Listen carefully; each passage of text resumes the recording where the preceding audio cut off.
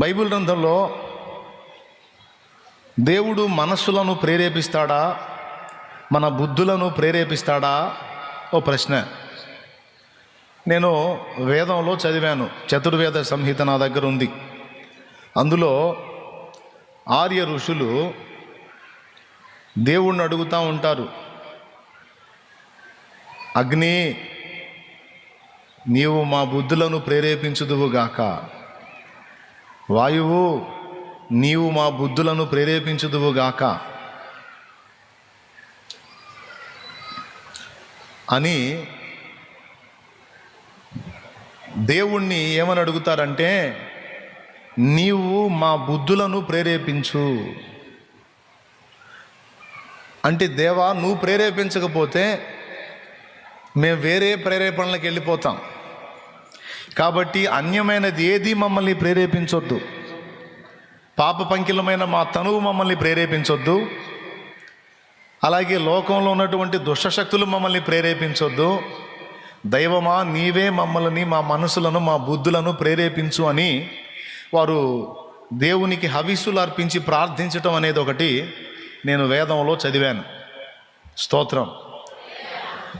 దేవుడు మన మనసులను బుద్ధులను ప్రేరేపిస్తాడా? అలాంటి అవకాశం ఉందా? కొన్నిసార్లు మనకు కలిగే విచిత్రమైన ఆలోచనలు అవి మన నుండే కలుగుతున్నాయా, లేకపోతే ఇతరుల నుండి కలుగుతున్నాయా అన్న ఒక ప్రశ్న మీద సమాధానాన్ని వెతుక్కొని ముగించుకుందాం. ఇది మీ అందరికీ అవసరమైంది. మనకు ఒక మనస్సు ఉంది, ఒక బుద్ధి ఉంది. దాన్ని ప్రేరేపించడానికి మనమే కాదు, మనలో ఉన్న ఆత్మే కాదు, మనం కలిగి ఉన్న శరీరమే కాదు, మనకి వెలపట నుండి కూడా మన మనసును బుద్ధులను ప్రేరేపించేటువంటి శక్తులు ఉన్నవి. ఒకటి దైవశక్తి, రెండు దుష్టశక్తి. మన మనస్సులను లేక మన బుద్ధులను మన ఆత్మో లేక మన శరీరమో ప్రేరేపించడం ఒకటి ఉందన్నాను. మన మనస్సుని, మన బుద్ధులను ఆత్మ ప్రేరేపించిందనుకో, మనమంతా ఆత్మ సంబంధమైన విషయాల మీద మనస్సు పెడతాం. ఈరోజు ఆదివారం ఆరాధనకి మీరందరూ వచ్చారంటే మీ బుద్ధిని, మీ మనస్సుని ఆత్మ ప్రేరేపించింది. ఆ ప్రేరణకు లొంగారు కాబట్టి వచ్చి మందిరంలో కూర్చున్నారు. ఆ ప్రేరేపణకు మీరు కానీ లొంగకపోయినట్టయితే ఇంటి దగ్గర కూర్చొని పిచ్చపాటి ముచ్చట్లో, లేకపోతే మూవీకో, లేకపోతే ఇంట్లో టీవీ పెట్టుకొని మూవీ చూడటమో, లేకపోతే సెల్ ఫోన్ పెట్టుకొని టైంపాస్ చేయటమో, లేకపోతే ఫ్రెండ్స్తో ఎటన్నా వెళ్ళటమో, లేడీస్ అయితే సామాన్లన్నీ ముందేసుకొని తోముడు సెక్షను, ఉతుకుడు సెక్షను, ఊడ్చుడు సెక్షను, ఇట్లాంటివన్నీ పెట్టుకోవటమో జరిగేది. అవన్నీ శరీర క్రియలు. కానీ అవన్నీ పక్కన పెట్టేసి మీకెంతో సమీపస్తులు వచ్చినా వాళ్ళని లక్ష్య పెట్టకుండా, మీకెన్నో పనులున్నా వాటిని పక్కన పెట్టి కేవలం దేవుడితో గడపాలి, దేవుని సన్నిధిలో గడపాలన్న మంచి ఆలోచనతో మీరు ఇక్కడ దాకా వచ్చి కూర్చున్నారంటే మీ ఆత్మ మీ మనసును బుద్ధిని ప్రేరేపించింది.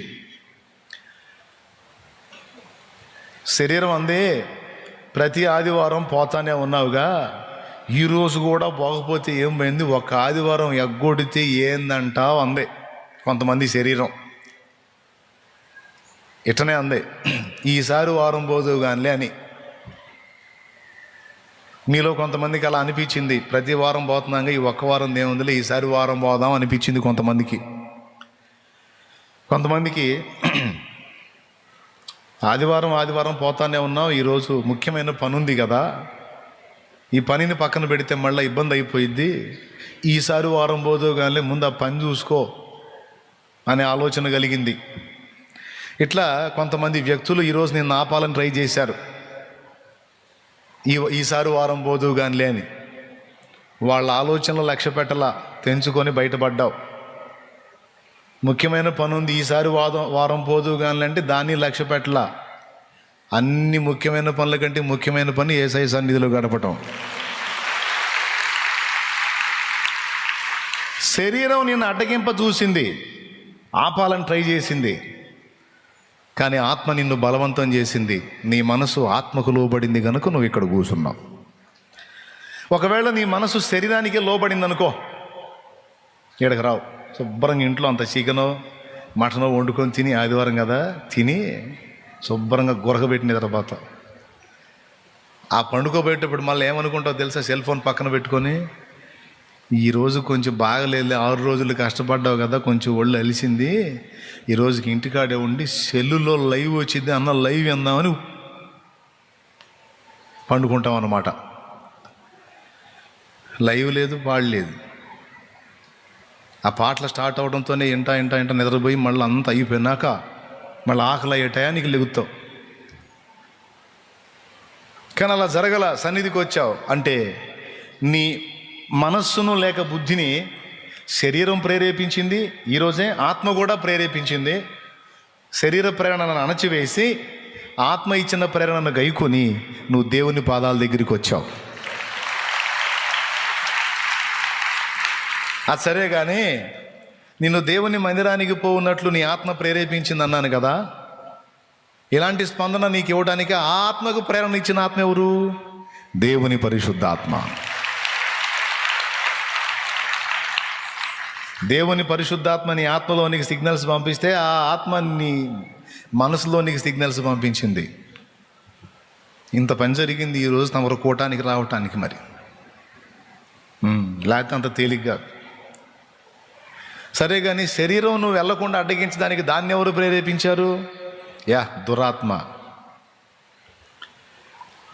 అది శరీరాన్ని ప్రేరేపిస్తే శరీరం నీ మనసును కంట్రోల్ చేయబోయింది.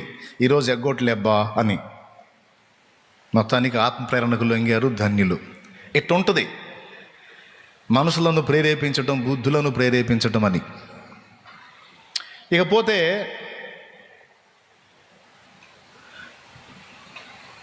దేవుని ఆత్మ ప్రేరణ, దురాత్మ ప్రేరణ అనే 2 ఉన్నాయని చెప్పాను నేను.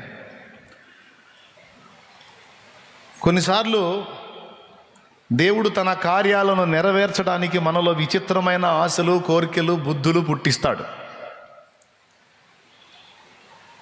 కొన్నిసార్లు మనం లొంగితే దురాత్మ కూడా మనలో కొన్ని వికృతమైన ఆలోచనలు, కోరికలు పుట్టేటట్టు చేసిద్ది. దయ్యం కూడా చేసిద్ది ఆ పని. ఆ దయ్యం మనల్ని ప్రేరేపించినప్పుడు, మన శరీరాన్ని ప్రేరేపించినప్పుడు మన మనసులో కలిగే ఆలోచనలు చాలా వికృతంగా ఉంటాయి. పచ్చిగా చెప్పాలంటే అవి పూర్తిగా దేవుని వాక్యానికి విరుద్ధంగా ఉంటాయి. ఒకవేళ దేవుని ఆత్మే మనల్ని ప్రేరేపించే పని అయితే, మన ఆత్మను ప్రేరేపించే పని అయితే, ఆ ప్రేరేపణలు, ఆ బుద్ధులు, ఆ ఆలోచనలన్నీ వాక్యపు పరిధిలో ఉంటాయి. అవన్నీ మన క్షేమానికి, ఆత్మీయ క్షేమానికి, ఇతరుల క్షేమానికి ప్రయోజనకారులుగా ఉంటాయి. మనకు కలిగేటువంటి ఆ ఇచ్చలు, ఆ ప్రేరణలను బట్టి, ఆ బుద్ధులను బట్టే మనల్ని ఏవి ఏలతున్నాయో మనం గుర్తుపట్టచ్చు. అర్థమైతే ఒక స్తోత్రం చెప్పండి. మనల్ని ఏవి టార్గెట్ చేస్తున్నాయో మనం క్యాచ్ చేయొచ్చు. మనకు కలిగేటువంటి ఇచ్చలను బట్టి, బుద్ధులను బట్టి, ప్రేరణలను బట్టి మనల్ని ఎవరు ప్రేరేపిస్తున్నారో మనం క్యాచ్ చేయొచ్చు. వికారమైన ఆలోచనలు, వికృతమైన ఆలోచనలు, శారీరక వాంఛలను నెరవేర్చుకోవాలన్న ఆలోచనలు పదే పుట్టి మన మనసును తొలుస్తున్నాయి అనుకో, డౌట్ లేదు, దెయ్యాలు రౌండ్ చేసినాయి అని అర్థం. దురాత్మలే రౌండ్ చేసినాయి అని అర్థం. దైవికమైన విషయాలకు మనం రేపబడుతున్నాం అనుకో, దేవుని కొరకు, దేవుని చిత్తం నెరవేర్పు కొరకు మనం పదే రేపబడుతున్నాం అనుకో, దేవుని ఆత్మ నిన్ను టార్గెట్ చేశాడని అర్థం. ఆయన నిన్ను రౌండప్ చేస్తున్నాడని అర్థం. మన క్రియలే చాలా వరకు మనం ఏ ఆత్మ చేత నడిపించబడుతున్నామో సాక్ష్యం ఇస్తాయి. అర్థమవుతుందా మీకు? ఎంతమందికి అర్థమవుతుంది? మనం చేసే ప్రార్థనలో ఈ ప్రార్థన కూడా ఒకటి ఉంటే మంచిది. దేవా, నన్ను దురాత్మ ఉద్రేకపరచకుండానట్లు నీ పరిశుద్ధాత్మయే నా మనస్సును, బుద్ధిని ప్రేరేపించినట్లు సహాయం వచ్చాయి. దేవా, నీవు నా బుద్ధిని ప్రేరేపించు, నా మనస్సును ప్రేరేపించు ప్రతి విషయానికి. దురాత్మ నన్ను ఏలనియొద్దు, నా వారిని ఏలనియొద్దు. నా ఇంటి వారిని ఏలనీయొద్దు, నా పిల్లలను ఏలనీయొద్దు, దాని ప్రేరణ నుండి వారిని కాపాడు. అన్నట్టే ఉన్నారు కదా మీరు. ఇప్పుడు నేను మీకెళ్ళి చూస్తూనే ఉన్నా కదా, ఇట్టనే ఉంటాయి శరీరాలన్నీ. కానీ లోపల ఎన్ని ప్రేరేపణలో, ఎన్ని ఆలోచనలో సుడులు తిరుగుతూ ఉంటాయి. అదంతా మన అంతరంగంలో జరిగేటువంటి ఫైటింగ్ అన్నమాట. ఇలా ఉంటుంది. మన చర్యల యొక్క ఫలాన్ని బట్టి మనం దేని చేత నడిపించబడుతున్నామో మనకు తెలిసిద్ది, దేని చేత రేపబడుతున్నామో మనకు తెలిసిద్ది. రోమపత్రిక 8వ అధ్యాయంలో ఓ మాట ఉంది, 6 నుంచి చదువుతున్నాను నేనే. ఆత్మానుసారమైన మనసు జీవమును సమాధానమునై ఉన్నది, ఏలయనగా శరీరానుసారమైన మనసు దేవునికి విరోధమై ఉన్నది. అది దేవుని ధర్మశాస్త్రమునకు లోబడదు, ఏమాత్రమును లోబడనేరదు. కాగా శరీర స్వభావం గలవారు దేవుని సంతోషపరచనేరరు.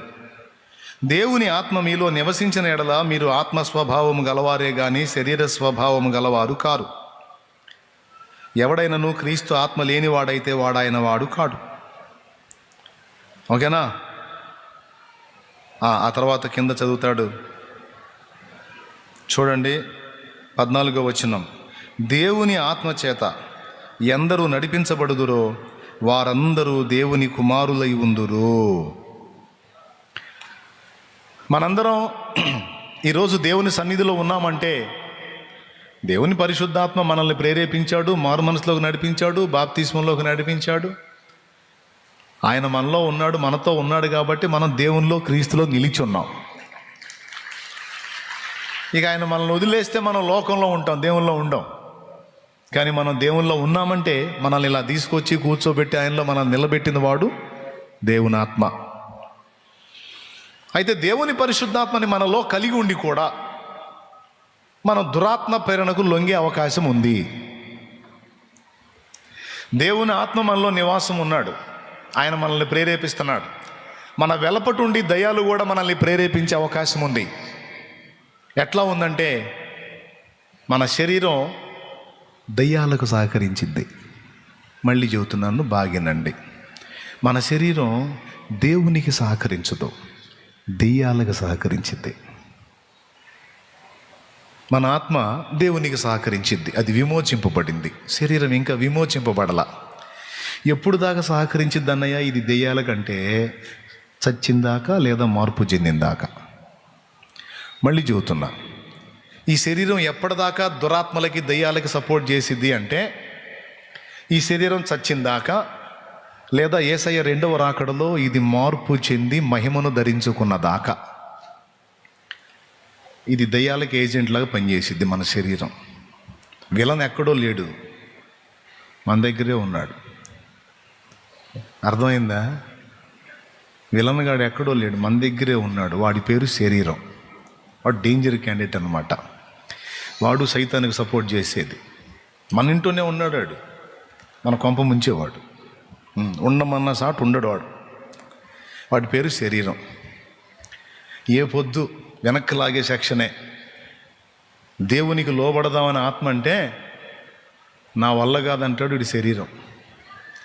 దీని గురించి పౌలు అన్నాడు, అదే రోమాపత్రిక 7:18 నుంచి కిందికి చదివితే, రోమాపత్రిక 7:18 నుంచి కిందికి చదివితే, అయ్యో నేనెంత దౌర్భాగ్యుడను, ఇట్టి మరణమునకు లోనగు శరీరము నుండి నన్ను ఎవడు విడిపించును అన్నాడు.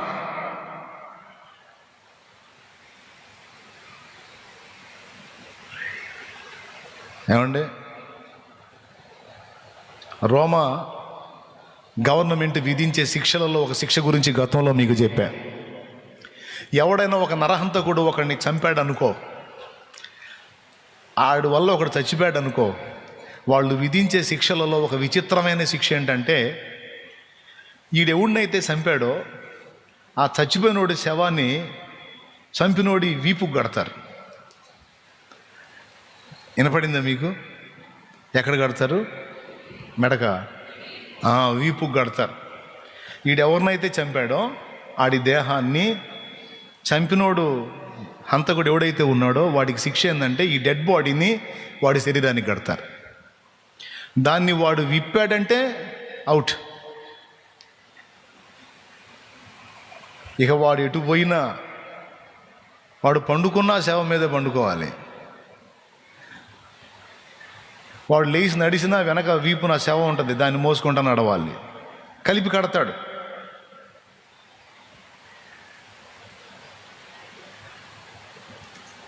ఇట్టి మరణమునకు లోనగు శరీరము నుండి నన్నెవడు విడిపించును అన్నాడు పౌలు. ఇప్పుడు మీరు ఎప్పుడన్నా చూసారా సచ్చినోడిని వీపు కేసి కట్టడం? చూడలేదా? సరిగ్గా చెప్పండి, మళ్ళీ చెప్పండి. నాయన, మనందరం కలిగే ఉన్నామండి. వాడిని ఎవడనుకున్నాడు? ఆ సచ్చినోడు మన శరీరం.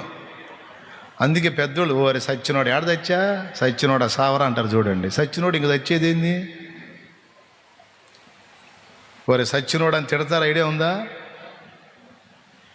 మీరు ఎప్పుడు తిట్లా? ఎంతమంది తిట్టారు? చేతులు ఎత్తారు. ఇప్పట్లో కాదులే, క్రీస్తు పూర్వం తిట్టామన్న వాళ్ళు అట్లన్నా కవర్ చేయండి. క్రీస్తు పూర్వం తిట్టారా? క్రీస్తు శకంలో తిట్టారా? ఇప్పుడు కూడా తిడతానే ఉన్నారు కొంతమంది.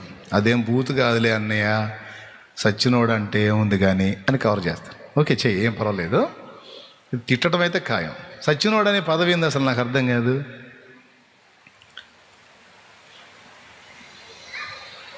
దేవుని క్రమశిక్షణకు వ్యతిరేకంగా ఒకడు ప్రవర్తిస్తే వాడు చచ్చినోడు. అర్థమైందా? మనస్సాక్షి చచ్చినోడు, ఆత్మీయతలో చచ్చినోడు, శారీరకంగా బతికున్నాడు అన్నమాట.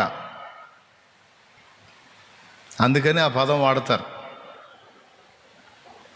చచ్చినోడా అని. వాడు బతికే ఉంటాడు దున్నపోతులాగా, చచ్చినోడా అంటారు. ఎందుకు అట్లా అంటారంటే వాడు చేసే పనులు విరుద్ధంగా ఉన్నాయి, దేవుని క్రమానికి, దేవుని నీతికి వ్యతిరేకంగా ఉన్నాయి. కడుపు మండి వాడి పొజిషన్ని వీళ్ళు తిట్లో ఉపయోగించారన్నమాట. పెద్దోళ్ళు తిట్టిన తిట్లు కూడా కొంచెం అబ్జర్వ్ చేసుకోవాలి మనం. అందులో కూడా సబ్జెక్ట్ ఉంటుంది. స్తోత్రం.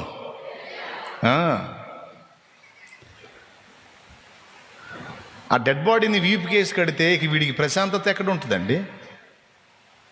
అదేమో నిజం నీలుకొని ఉంటుంది, దుర్గంధభరితంగా ఉంటుంది. దాని నుండి వెలువడేది మంచిదేమని ఉంటుందా?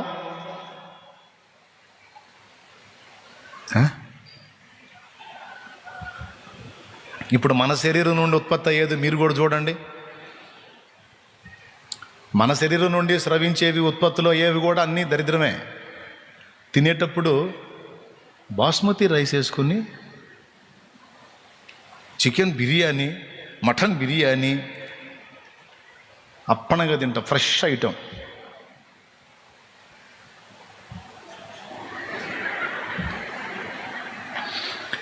తాగేటప్పుడు ఫ్రెష్ వాటర్ తాగుతాం, మంచి నీరు, ఫిల్టర్ వాటర్. ఓకేనా? తాగేటప్పుడు ఫ్రెష్ వాటర్ తాగుతాం, కానీ చెమట పట్టిద్ది. ఈ చెమట ఈ షర్ట్తో ఇలా తుడిసి కాసేపు తుడిసి స్మెల్ చూడు, సువాసన తట్టుకోలేము. మరి 3 రోజులైనా సరే అదే షర్ట్ వేసుకొని తిరిగి చెమటలో తిరిగామనుకో, మన పక్కనోడు కూడా ఎవడు ప్రశాంతంగా ఉండడం. స్తోత్రం. అదేంటంటే తాగే నీళ్ళే మంచి నీళ్ళు తాగుతున్నాం, తిరిగి మనలో నుండి బయటకు వచ్చేవన్నీ కూడా దుర్గంధం. ఆఖరికి నోట్లో ఉండే ఉమ్మితో సహా ఉమ్మామంటే మళ్ళీ తీసుకోలేం. అంటే బాడీ నుండి వెల్లడయ్యేవి, వ్యక్తపరచబడేవి, మన నుండి వచ్చేవన్నీ కూడా తేడాగానే వస్తున్నాయి. శరీరం నుండి తీసుకునేవేమో మంచి ఉత్పత్తులేమో చెడ్డవి. అలాగా ఎంతమంది లైన్లో ఉన్నారు? అందరూ సజీవులే కదా? ఒకసారి పక్కన వాళ్ళని పలకరించి వందనాలు చెప్పండి, నాకేదో డౌట్ వచ్చింది.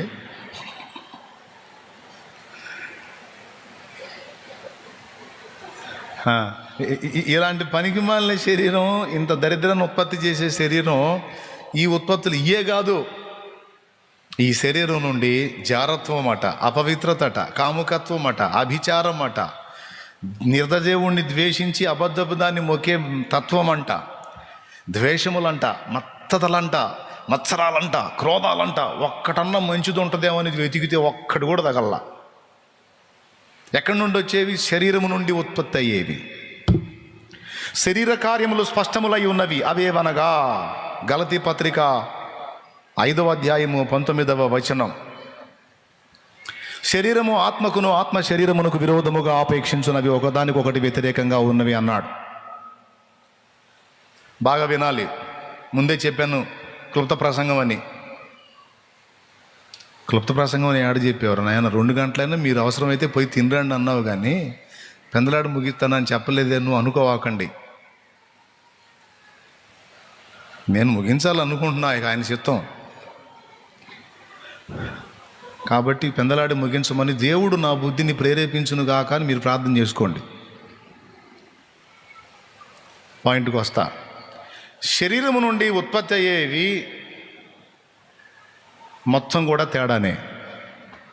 ఇంత అసహ్యమైనటువంటి వ్యవహారం కలిగిన శరీరములోనే మన ఆత్మ నివసిస్తుంది. ఈ శరీరం నుండి నన్ను ఎవడు విడిపిస్తాడు? దీని పద్ధతులు నాకు నచ్చట్లా.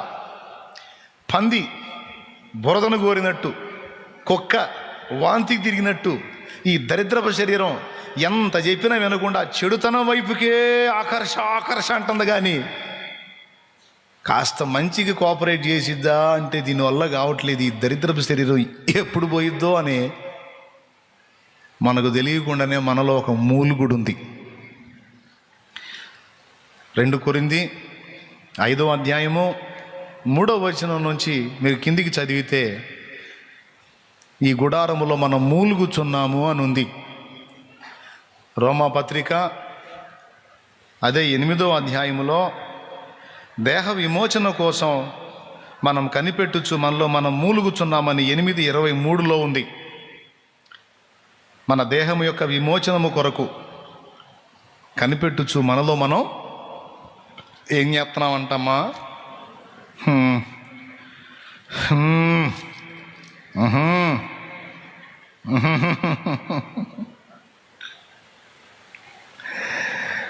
రెండు కొరింథీ 5లో ఏమన్నాడు?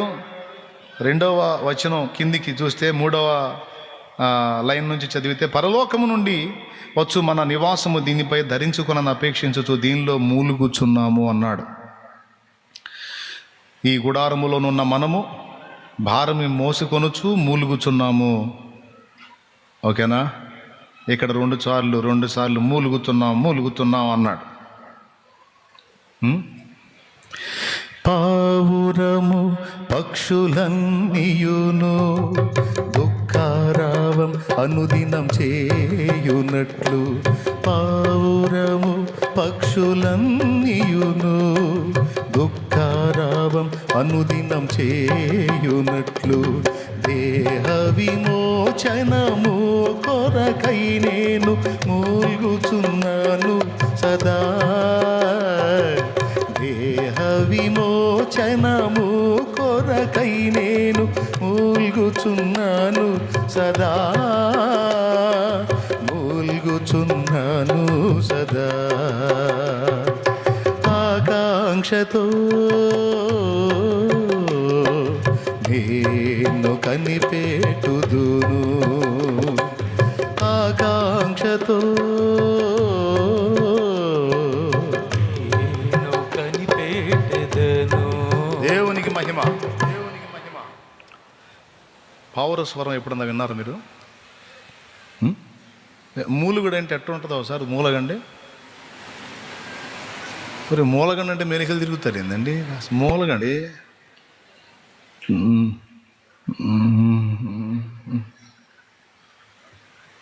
పావుర స్వరాన్ని విన్నారా?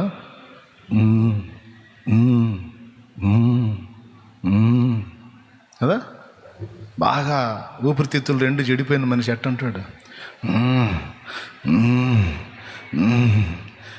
కదా, బాగా శరీరం వీక్ అయిపోయి చలి జ్వరం వచ్చినోడు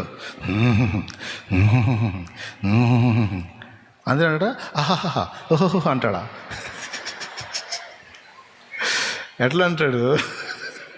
బాగా చలి జ్వరం వచ్చి అంటే పావురం మూలుగుడు మీరు వినండి, అంతే ఉంటుంది.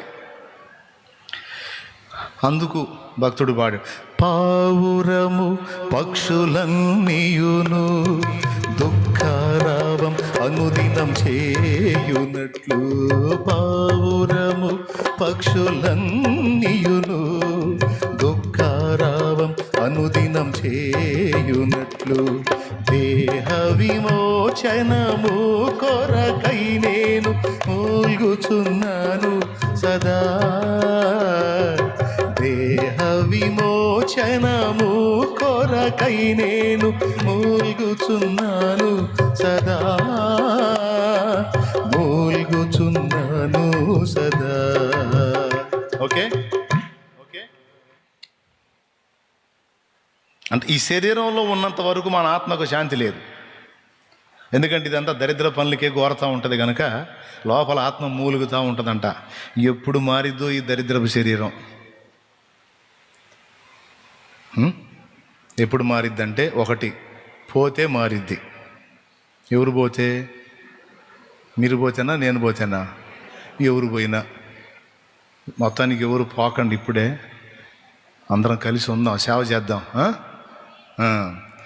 పోతే అప్పుడు ఈ మట్టి శరీరం, ఈ మలిన శరీరం పోయి ఆ మహిమ శరీరం, ఆ పరలోకం నుండి వచ్చే ఆ నివాసం ఈ ఆత్మ ధరించుకుంటుంది. ఇక ఆ శరీరంలో ఆదాము సంబంధిత రక్తం ఉండదు. అది ఈ శరీరంలో నువ్వు ఎర్రగా ఉన్నా, బుర్రగా ఉన్నా, అందంగా ఉన్నా, బుద్ధి మాత్రం పంది బుద్ధే. అందమైనవో సుందర స్త్రీకి గుణము లేక ఫలమేమమ్మా, పంది ముక్కున బంగారు కమ్మి. గుణం లేని స్త్రీకి అందం ఉంటే ఆ అందం పంది ముక్కునున్న బంగారు కమ్మి లాంటిదంట.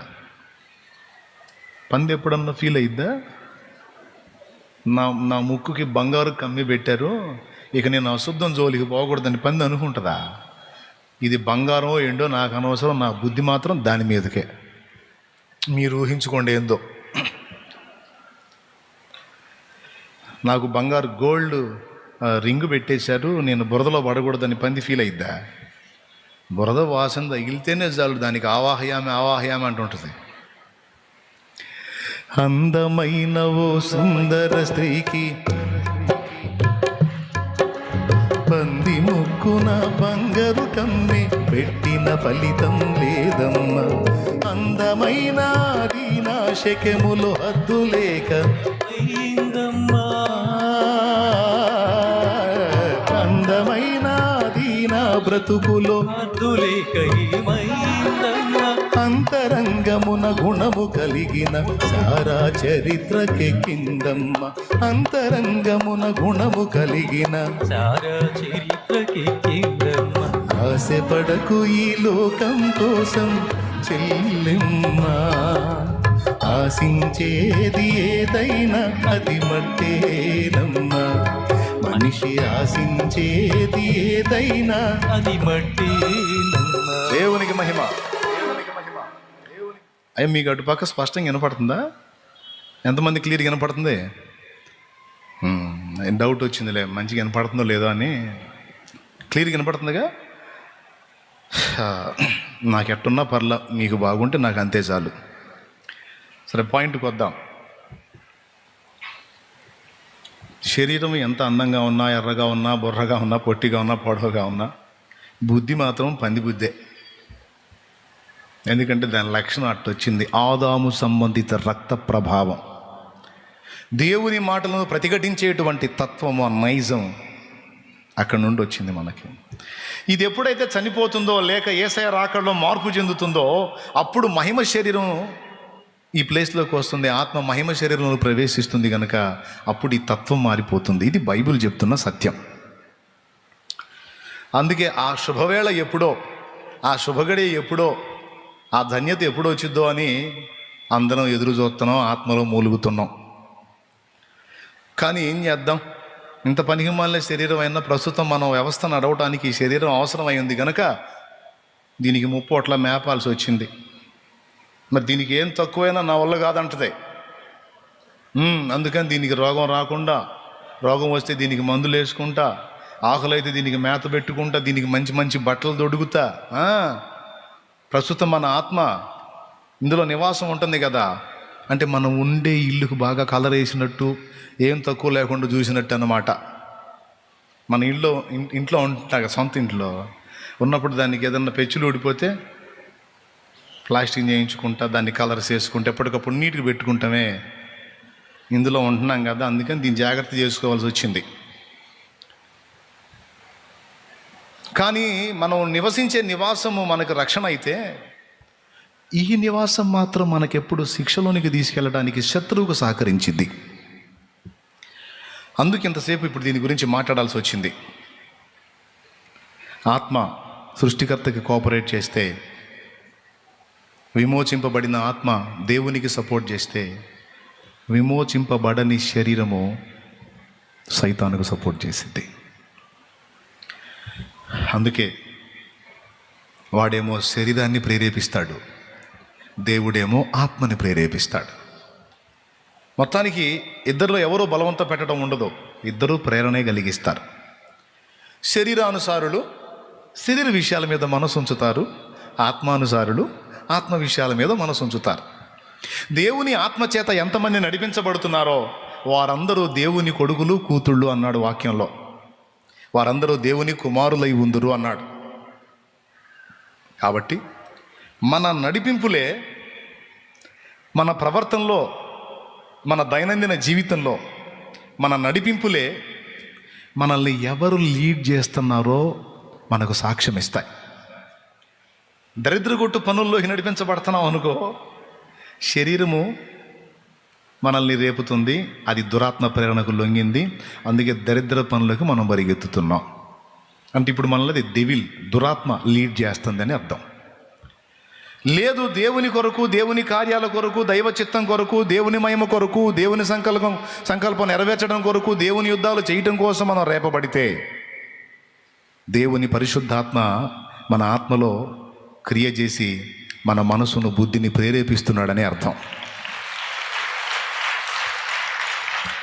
దీన్ని బట్టి మనం ఏ ఆత్మ చేత నడిపించబడుతున్నాం మనకు అర్థమైద్ది. కొంతమంది మతోన్మాదులు ఫోన్ చేస్తారు. ఫోన్ చేసింది మొదలు పెట్టుకునేవాడు తిడతానే ఉంటాడు.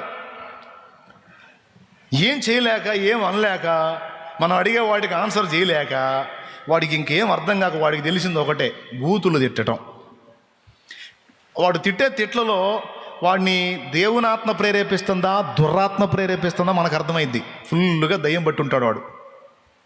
దయ్యం ప్రేరేపించడం కాదు, అచ్చంగా దయ్యానికి నివాసం అయిపోయాడు వాడు. అయిపోయి వాడు ఏం మాట్లాడతాడో వాడికి అర్థం కాదు. మనం మాట్లాడదామన్నా మన వల్ల కాదు. ఒకప్పుడు నడుస్తుండే, అది కూడా మారు మనసు పొంది రక్షణ పొందినాక మా కష్టం అయిపోయింది. అది పిల్లమై ఉన్నప్పుడు కానీ వాడు తిట్టినట్లయితే, మోడ్రన్ తిట్లన్నీ కనిపెట్టి తిడితే చెవుల్లోంచి రక్తం వచ్చేది ఒక్కోడికి. వామ్మో, తిట్లలో ఇంత వికృతమైన తిట్లు కూడా ఉంటాయా అనేంతగా. కానీ ఏం చేద్దాం, మనకేం దెయ్యం వదిలింది, వాడికేం దెయ్యం పట్టింది. మనకు వదిలింది, వాడికి పట్టింది. మనల్ని ఇప్పుడు దేవునాత్మ పట్టుకున్నాడు. అందుకని వాడు చేసినట్టు మనం చేయలేం, వాడునంత నీచంగా మనం ఉండలేం, వాడు చేసినంత దరిద్రంగా మనం చేయలేం, వాడు ఇడి చేసినట్టు మనం ఇడి చేయలేం. అర్థమైందా? కొంతమందికి అర్థం కాదు. ఎందుకు వీళ్ళు ఎట్లా, వాళ్ళు అట్లా అంటారు. ఏం చేయ, దెయ్యాలు బట్టి. దెయ్యాలు బట్టయ్యా, వాళ్ళు కూడా తెలియదు వాళ్ళని అవి ప్రేరేపిస్తున్నాయి, అవి బట్టినాయి అని. వాళ్ళ మనస్సులను అవి ప్రేరేపిస్తున్నాయి, వాళ్ళ ఆలోచనలు అవి ప్రభావితం చేస్తున్నాయి. ఆ దుష్టశక్తుల శోధనలో వాళ్ళు ఉన్నారన్న సంగతి వాళ్ళకి తెలియదు. కానీ దాని నుండి బయటపడ్డ మనకు తెలుసు, వాడు ఏ ఆత్మతో నడిపించబడుతున్నాడో, మనల్ని ఏ ఆత్మ ప్రేరేపిస్తున్నాడో. హల్లెలూయా. ఒక పాయింట్ చెప్పా మీకు, మన ప్రేరణలు, మన నడతలు, మన నడిపింపులే మనం దైవాత్మ వశంలో ఉన్నామా దురాత్మ వశంలో ఉన్నామా అనేది మనకు స్పష్టతనిస్తాయి. దాన్ని ఫస్ట్ గ్రహించుకోవాలి అని ఒక పాఠం చెప్తున్నా. ఇక పక్కన పెడితే దేవుని ఏర్పాటులో, దేవుని నడిపింపులో, దేవుని ఆలోచనలో, దేవుని ప్రణాళికలో ఉన్నటువంటి వ్యక్తుల్ని దేవుడు కొన్నిసార్లు విచిత్రంగా రేపుతాడు. అచ్చంగా మనల్ని దేవుడే రేపటం అనేది ఉండదు, దురాత్మ కూడా రేపే అవకాశం ఉందన్నది మీకు స్పష్టపరిచా. రెండు ఆత్మలు, దైవాత్మ దురాత్మ, రెండు ఆత్మలు మనల్ని ప్రేరేపించే అవకాశం ఉంది అనేది ఫస్ట్ గుర్తుపెట్టుకోండి, గుర్తు రాసుకోండి. దీనికి కొంచెం జ్ఞాపకం ఉండేటట్టు ఒక పాట పాడతా. ఉద్రేకపరచే దురాత్మను ఎదిరించి పోరాడే శుద్ధాత్మను, ఉద్రేకపరచే దురాత్మను ఎదిరించి పోరాడే శుద్ధాత్మను, మోకాళ్ళ అనుభవం, మోకాళ్ళ జీవితం, కన్నీటి అనుభవం నాకు ఇవ్వవా పరలోకమే. ఆ పాటలో ఈ పదాలు ఉన్నాయి. భలే మాట రాసిన భక్తుడు. ఉద్రేకపరిచే దురాత్మను ఎదిరించి పోరాడే శుద్ధాత్మను. ఈ దురాత్మలు ఉన్నాయి. మరి మనల్నేమో ఆ లోకంలోంచి బయటికి తెచ్చాడు. అప్పటిదాకా మనం వాటితో ఫ్రెండ్షిప్ చేసాం, ఇప్పుడు వాటికి శత్రువులు అయిపోయాం. మరి అవి ఊరుకుంటాయా? అటాక్ చేస్తాయి. అవి మన మీద దాడి చేస్తే మనం ఎఫెక్ట్ కాకుండా ఉండటానికి దేవుడు తన పరిశుద్ధాత్మను మనకిచ్చాడు. జాగ్రత్త, చేతులు నొప్పులు కొడితే అంతసేపు కొట్టకూడదు, చిన్న కొట్టాల. చిన్నగంటే ఎంత సౌండ్ పెంచుతారు మీరు, అంత రివర్సు కొడితే అటు కొట్టాలి, నీకు మళ్ళీ మాట్లాడకుండా కొట్టాలి. ఉద్రేకపరిచే దురాత్మను ఎదిరించడానికి మనకు పరిశుద్ధాత్మను అనుగ్రహించాడు వరముగా. మనం ఒట్టిగా లేం, దేవుని ఆత్మ మనకు తోడై ఉన్నాడు. ఆయన బలాన్ని కోరితే, ఆయన శక్తిని ఆశ్రయిస్తే ఎప్పటికప్పుడు ఆ బలము చేత మనల్ని నడిపిస్తాడు. అందుకే భక్తులు పాడారు, అప్పుడే పాడారు. ఆత్మ నింపుమా, జీవాత్మ నింపుమా, పరమ పావనాత్మ నీదు వరము నీయుమా, ఆత్మ నింపుమా.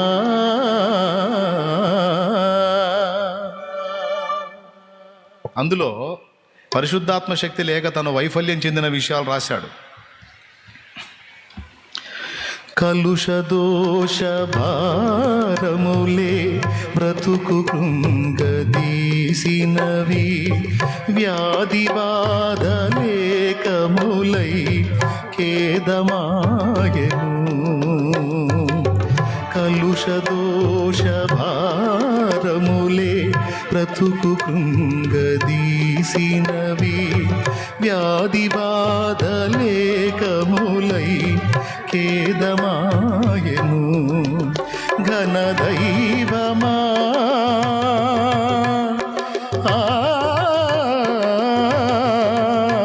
ఘనదైవమా, నీ దాపు చేర్చి రాపు చూపుమా, అనుదినమున సేదదీర్చుమా, ఆత్మ నింపుమా, జీవాత్మ నింపుమా, పరమ పావనాత్మ నీదు వరము నీయుమా, ఆత్మ నింపుమా.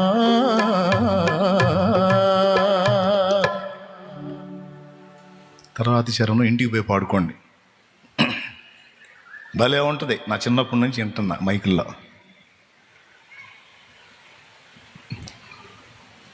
నీ ఆత్మ సహాయం లేకుండా నేను గెలవలేను, దయచేసి నాకు నీ ఆత్మ సహాయము నీవు.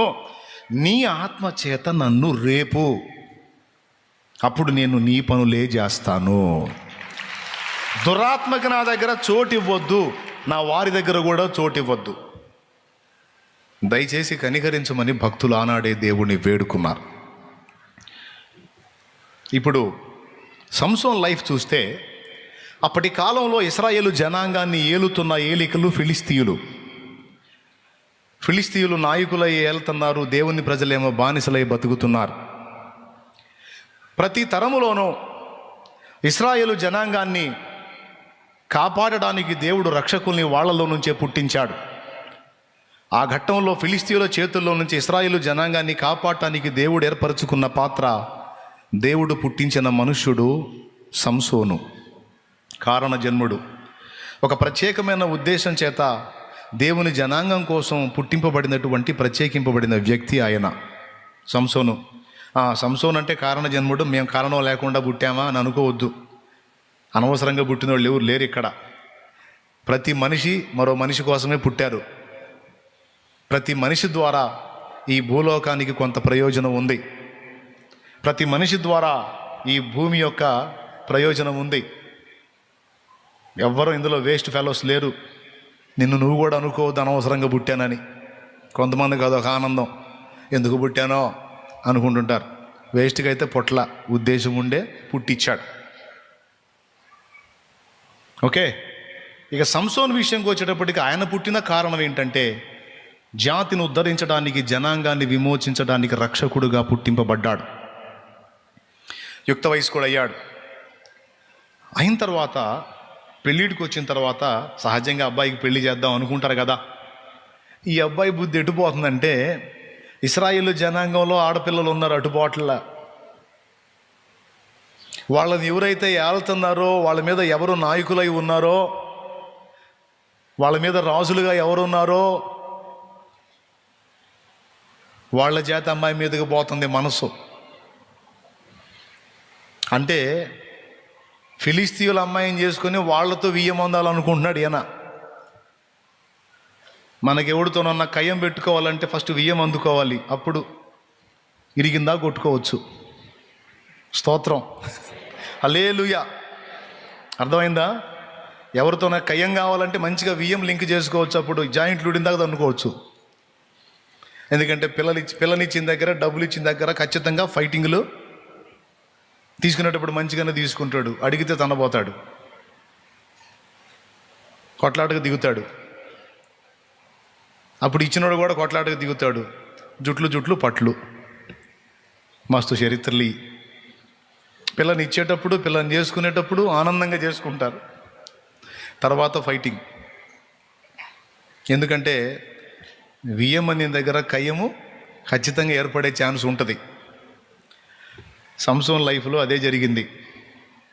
సంసోను ఫిలిస్తీయుల అమ్మాయిని చేసుకుంటా అంటాడు. ఒరే కొంప ముంచేటట్టున్నావురా నువ్వు, మన ఇశ్రాయేల్ జనాంగంలో లేరా, నీ తండ్రి సంబంధుల్లో లేరా, తల్లి సంబంధుల్లో లేరా, ఇరుపక్షాన బంధువుల్లో ఉన్నారా పిల్లలు? పోయి ఆ అమ్మాయి కావాలంటావేంట్రా, అన్ని జాతి పిల్ల కావాలంటావేంటి అనేది తల్లిదండ్రులు వాళ్ళ వాదన. అదే ఇందాక మనం చదివిన వచనం. ఇతను అంటాడు, మన వాళ్ళలో ఉంటే ఉన్నారులేగా, నాకు ఆ అమ్మాయే కావాలంటాడు.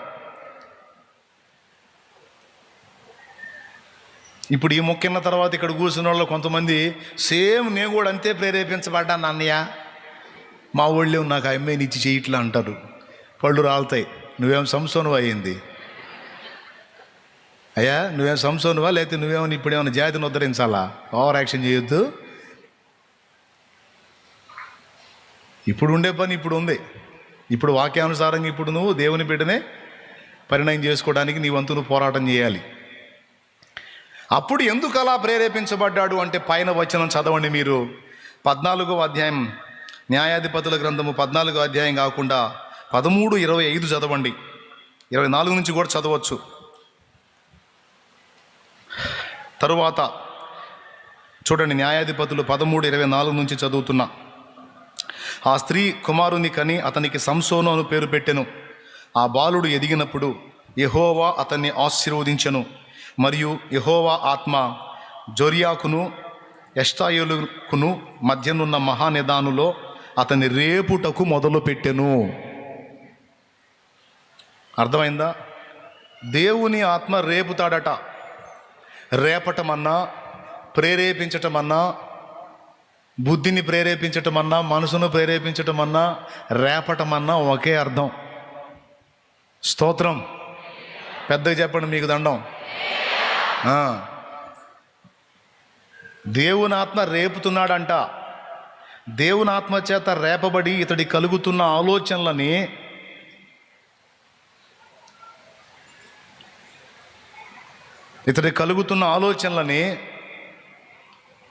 వాళ్ళ తల్లిదండ్రి గుర్తుపట్టలేదంట. ఈరోజు దేవుని దర్శనం పొంది, దేవుని ప్రత్యక్షత పొంది, దేవుని ఆలోచనలో అడుగులు వేస్తున్న నీ పరిస్థితి కూడా బయట వాళ్ళ సంగతి అట్టుంచు, కొన్నిసార్లు నీ వాళ్ళే దాన్ని గ్రహించలేకపోవచ్చు. కొన్నిసార్లు నీ వాళ్ళే గుర్తుపట్టలేకపోవచ్చు. నీదొక పిచ్చి అనొచ్చు, నీదొక చాదస్తం అనొచ్చు, నీదొక శోధ అనొచ్చు, నీదొక అమాయకత్వం అనొచ్చు, నీదొక పిచ్చితనం, వెర్రితనం అనొచ్చు. అర్థం కాదు వాళ్ళకి నీ బాధ ఏందో. సంసోను బాధ తల్లిదండ్రులకు అర్థం కాల. ఇంకా చెప్పాలంటే, మరో రకంగా చెప్పాలంటే, సంసోను కూడా తెలియదు సరిగా. అతనికైతే అలాంటి ఆలోచన కలుగుతుంది, కానీ దాని పర్యవసానం ఏంటో, తర్వాత ఇతడు వారికి ఏం చేయాలో ఏం తెలియవు సంసోనుకు కూడా. సంసోను ఫిలిస్తీయులు అమ్మాయిని చేసుకోవాలని రేపబడుతున్నాడు. అతనికి ఆ కోరిక పుడుతుంది. ఆ కోరిక దేవుని ఆత్మ అతనికి పుట్టిస్తున్నాడు అన్న సంగతి అతనికి తెలియదు. బుద్ధిని ప్రేరేపిస్తున్నాడు. ఎవరిని ప్రేరేపిస్తున్నాడు చెప్పు? ఎవరిని ప్రేరేపిస్తున్నాడు? బుద్ధిని ప్రేరేపిస్తున్నాడు. ఎవరు బుద్ధిని? సంసోను బుద్ధిని.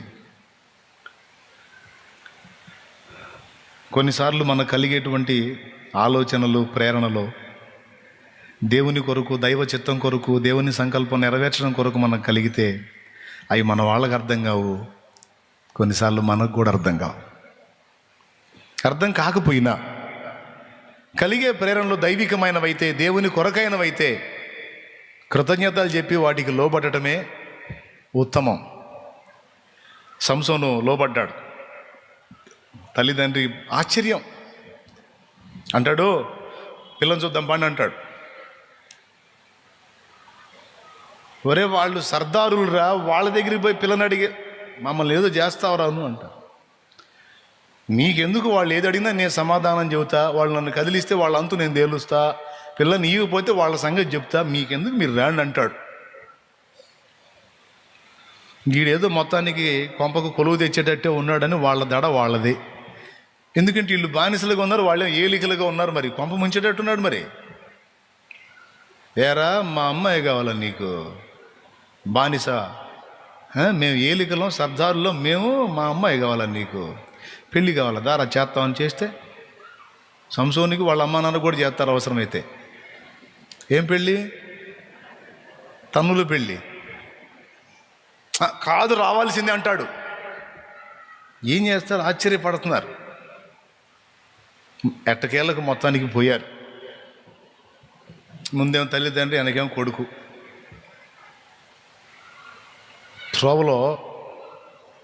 త్రోవలో వాళ్ళు కొంచెం ముందుకెళ్ళారు. ఈ పక్క నుంచి వచ్చింది సింహం. వాళ్ళ అబ్బాయి అంత బలవంతుడని వాళ్ళకి తెలియదు. ఆ అబ్బాయికి ఆ శక్తి ఇవ్వబడిందని వాళ్ళకి తెలియదు. వాళ్ళలో ఆ సామర్థ్యం ఉంది. ఫిలిస్తీయులను అవసరమైతే మొత్తాన్ని మట్టు పెట్టగల దమ్ము ఉంది, ఆ బలం ఉందన్న సంగతి వాళ్ళకి తెలియదు. దేవుడు చెప్పాడు, జుట్టు కత్తిరించొద్దు, ద్రాక్ష నుండి పుట్టింది ఏది ఇవ్వద్దు, కొంచెం స్పెషల్గా పెంచమన్నాడు వాళ్ళ అమ్మతో. ఆ ఒక్కటి మాత్రం చేసింది తప్పించి అబ్బాయి ఇంత బలవంతుడని తెలియదు. మనకివ్వబడిన సామర్థ్యం ఏంటో, మనకివ్వబడిన మన వాళ్ళకి అర్థం కాదు. ఒక రకంగా చెప్పాలంటే మనకు కూడా అర్థం కాదు. మనకి ఇచ్చిన వాడికే తెలుసు. అది కొడితే గట్టి కొట్టు, మనకి ఇచ్చినోడికే తెలుసు కానీ మనకు కూడా తెలియదు అది ఆ సమయం వచ్చిందాకా. మరి బలం అయింది, మరి మంద అయింది. ఆ తల్లిదండ్రులు అట్లా పోయారు, ఆ మందిరం అవతల అంత దూరం వెళ్ళారు. రానే వచ్చింది ఇక్కడ. ఏంటిది అది? సింహం ఎగురు వచ్చింది అలాగా. దాంతో సినిమాలో చూపించినట్టు కాసేపు కుస్తీ ఫైట్లు ఏం పట్ల, ఫాస్ట్ మ్యూజిక్ వేసి డండర డండర డండర డండర మ్యూజిక్ లేచి కలపడుతుంటారు కదా, అట్లాంటి ఏం జరగలాడ. అది గుర్రమని ఎగురుకుంటూ వచ్చిందని అట్లనే పట్టుకున్నాడు, రెండుగా చీల్చాడు.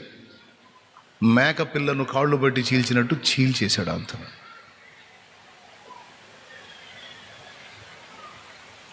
రెండు కాళ్ళు మధ్యకి చీల్చేస్తే ఏమైపోయింది?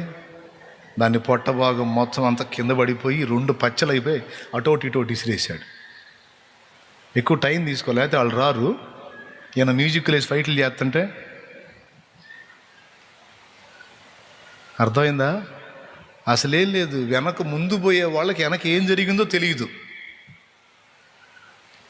గర్జించుకుంటా సింహం వచ్చింది, రెండు పీసులు చేశాడు, ఆడ పడేశాడు, రే అనుకుంటా పోతున్నాడు. అసలు సామాన్యమా సింహాన్ని దగ్గరికి ఎప్పుడు చూశారు మీరు? చూసారా? Very danger. పులి ఒకటి, సింహం ఒకటి, రెండు మహా డేంజర్. సింహం అయితే దాని అవతారం కూడా గంభీరంగానే ఉంటుంది. దాని మొత్తం బాడీ పార్ట్స్ అంతా అవసరం లేదు, దాని మొహం చూస్తే చాలు. అవునా? అలాంటి దాన్ని మేకపిల్లని చీల్చి అవతల పడేసి సాఫ్గా వెళ్ళిపోయాడు. ఇంత బలం ఉంది అతనికి. సింహములను చీల్చేటువంటి ప్రచండమైన బలము దేవుని ఆత్మ ద్వారా అతనికి కలిగింది. అది వరముగా లభించింది. మనిషి చూస్తే మళ్ళీ పెద్ద బాడీ బిల్డర్లా కూడా ఏమి ఉండడు, మామూలుగా ఉంటాడు. ఢిల్లీల దగ్గరికి ఫిలిస్తీన్ల సర్దార్లు వచ్చి, మనిషి చూస్తే మామూలుగానే ఉన్నాడు, పెద్ద పెద్ద పనులు చేస్తున్నాడు, ఈ గొప్ప బలము దేనిలో ఉన్నదో నువ్వు కనుక్కో అమ్మాయి అని చెప్పి డబ్బులు ఇచ్చారే. వాళ్ళకి అర్థం కాల. మనిషి చూస్తేనే మామూలుగానే ఉన్నాడు, పనులు చూస్తేనే పెద్ద పెద్దవి. పట్టణపు ప్రాకారపు తలుపుల్ని అడ్డకమ్మతో సహా తీసుకొని పోయి కొండ మీద పెట్టి వచ్చాడు. ఒక కమ్మి కూడా లేవదు. పట్టణపు కాంపౌండ్ వాళ్ళ తలుపులు అంటే ఎంత పెద్దవి. దర్వాజ అడ్డ కమ్మెతో కింది కమ్మెతో సహా అలాగూ లేపుకొని వెళ్ళి కొండ మీద పెట్టి వచ్చి, మళ్ళీ కింద కూడా కాదు, 300 నక్కలను పట్టుకో, ఒక్క నక్కే చెక్కదు, అసలుకే జిత్తులు మారి నక్కలు. 300 నక్కల్ని పట్టుకొని వాటి తోకలకి దివిటీలు కట్టి వాళ్ళ ఎవల చెలన్నీ నాశనం చేస్తాడు. ఫిలిస్తీన్ల ఎవల చెలన్నీ. చేసే పనులన్నీ కూడా మామూలు పనులు కాదు, మహా గొప్ప పనులు అవి. ఒక సామాన్యుడు చేసే పనులు కాదు. వింటున్నావా? విను.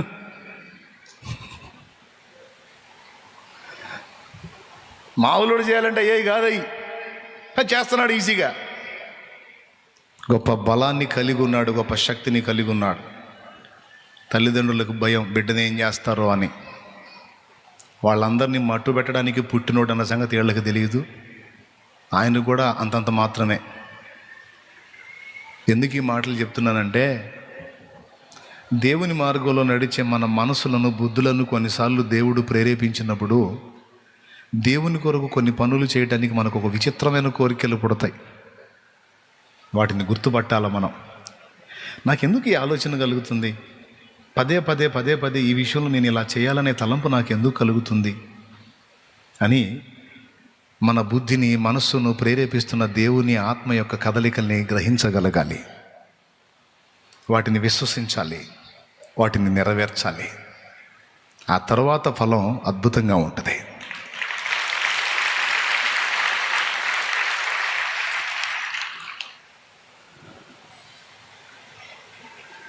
దురాత్మ చచ్చిపో అంటది. నిన్నెవరు అర్థం చేసుకోరు, నిన్నెవరు ప్రేమించరు, నీ కష్టాలు గట్టెక్కవు, నువ్వు ఒంటరివి, నువ్వు అలాగా, నువ్వు ఇలాగా, నువ్వు చచ్చిపో, నువ్వు ఈ బాధల్లోంచి బయటపడవు, నీకు ఇన్ని సంవత్సరాల నుంచి చూస్తున్నావు, ఎన్నో తిరిగావు, ఎన్నో చేసావు, గట్టెక్కావా? ఎక్కలా. ఏడైనా అంతే, నువ్వు బాగుపడేది ఏమి ఉండదు, అయిపోయింది ఆ చరిత్ర.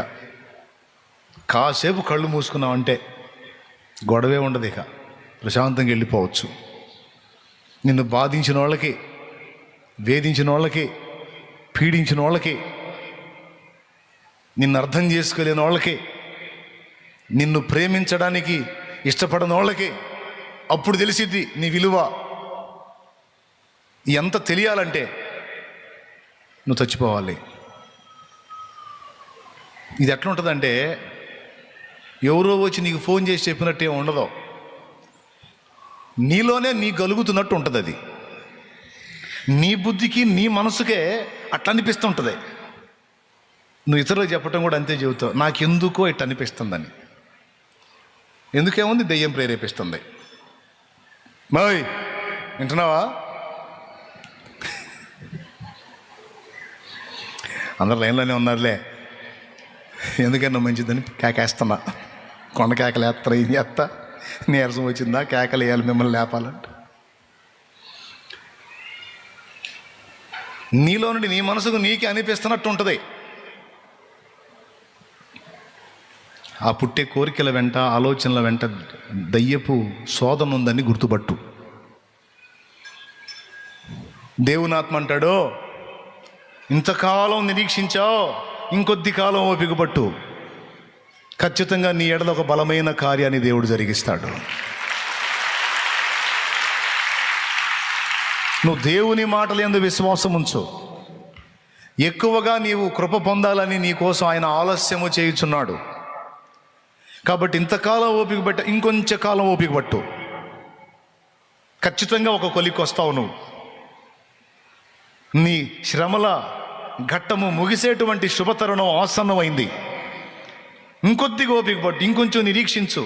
విశ్వాస విషయంలో బలహీనురాలివి కావద్దు. కొద్దిగా ఓర్చుకో అని దేవుని ఆత్మ మాట్లాడతాడు. దురాత్మ ఏం మాట్లాడిద్ది? ఇంకెంతకాలం, ఇంకెక్కడ, ఇంక లేదు, ఇక అయిపోతేనే. ఇట్లాంటి ప్రేరణలు మనకి కలిగినప్పుడు మనం ఏ ప్రేరణకు లొంగాలి? నిరీక్షణ ఇక లేదు అన్న దయ్యపు ప్రేరణకు లొంగాలా? లేదు నీకు నిరీక్షణ ఉందన్న దేవుని ప్రేరణకు లొంగాలా? ఏ ప్రేరణకు లొంగాలి? చర్చికి వచ్చి కూర్చోగానే సరికాదు, చెప్పే మాటలు సరిగ్గా మైండ్లో తీసుకోకపోతే కొన్ని కష్టమైనటువంటి ఘట్టాలు, శోధనలు ఏర్పడినప్పుడు పోయి సైతాను గాడి నోటి మాటలకి చెవినిచ్చి చచ్చిన వాళ్ళు కూడా ఉన్నారు. ఏమా అమ్మా, అయ్యా ఏనండి, సన్నిధికి వచ్చారు, సన్నిధిలో కూర్చున్నారు, దేవుని మాటలు వింటారు. మీరు జాగ్రత్త పడకపోతే, ఈ మాటల్ని తీసుకోకపోతే, నీకు కలిగేటువంటి ఆలోచనలు, ప్రేరణలు, నీ మనసును ప్రేరేపిస్తున్న శక్తులను నీవు గుర్తించకపోతే,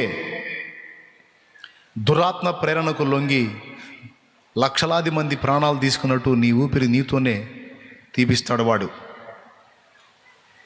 అందరికి వినబడిందా? వాటిని లక్ష్య పెట్టొద్దు.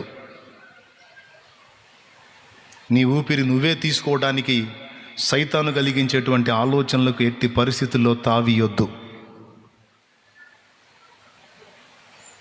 వాటిని అధిగమించాలి. దేవుడు మాట, దేవుడు ఏం చెప్తాడు? నిరీక్షణ లేదంటాడా, నిరీక్షణ ఉందంటాడా?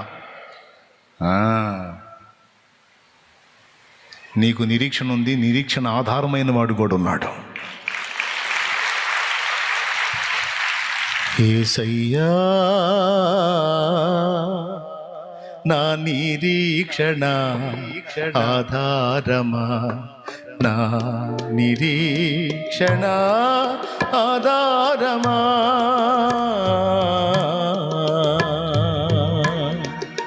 యేసయ్యా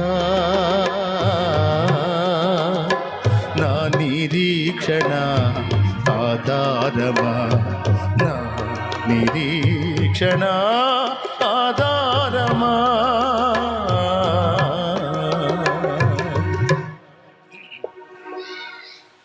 పెద్ద కుట్ర సైతాన్ గడిదే, దురాత్మలు అచ్చంగా డ్యూటీలు వేసుకొని కూర్చుంటే మన విషయంలో పొద్దున ఒకటి, మధ్యాహ్నం ఒకటి, సాయంత్రం ఒకటి డ్యూటీలు ఎక్కి దిగుతుంటారే, అట్ట వేసుకొని కూర్చుంటాయి. నేను చెప్పే జోక్ అనుకుంటే అంతే, మీరు మనల్ని శోధించడానికి. కొన్నిసార్లు ఎలా శోధిస్తాయి. దేవుని ఆత్మ ఎలా బలపరుస్తాడు. మనం దేవుని ఆత్మస్వరానికి లోబడాలి. కొన్నిసార్లు కారణం ఏమి ఉండదు, అన్నీ బాగానే ఉంటాయి, కానీ భయంకరమైన నిరాశ, శూన్యంలాగా ఉంటుంది. జీవితం అంత అంధకారంలాగా ఉంటుంది. అంత బాగానే ఉంటుంది, మళ్ళీ అంత మెంటలోళ్ళ వ్యవహారం లాగా. మీకు ఎప్పుడన్నా అట్ట అనిపించిందా? అంత బాగానే ఉంటుంది, అంత మంచిగా నడుస్తూనే ఉంటుంది, అంత ఓకే, కానీ సడన్గా నిరాశ ఆవరించిద్ది. ఎంత దారుణంగా ఉంటుందంటే అసలు ఈరోజు గడిచిద్దా, రేపు అనేది నాకుందా అన్నంత నిరాశ వచ్చిద్ది. మీకు ఎప్పుడన్నా తగిలిందా ఈ టైపు?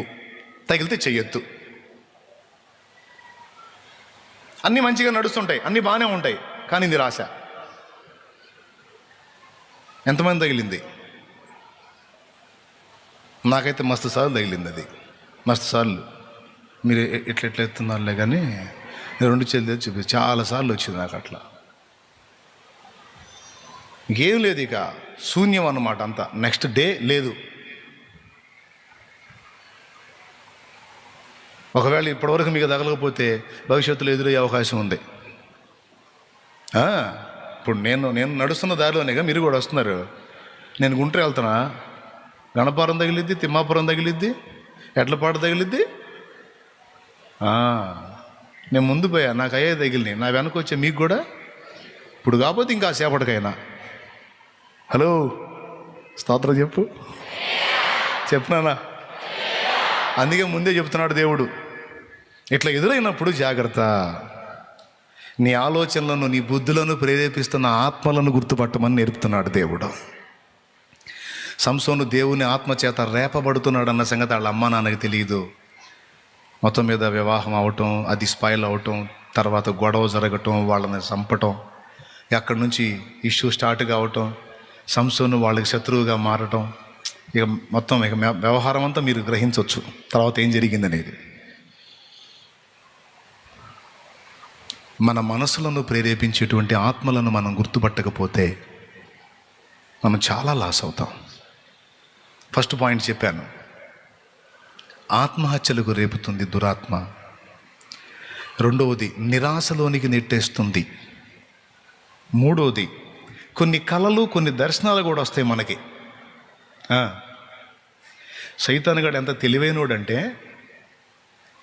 దేవుడి శక్తి మన మీద పనిచేయాలన్నా విశ్వాసమే, దెయ్యపు శక్తి మన మీద పనిచేయాలన్నా విశ్వాసమే. ఎవరి విశ్వాసం?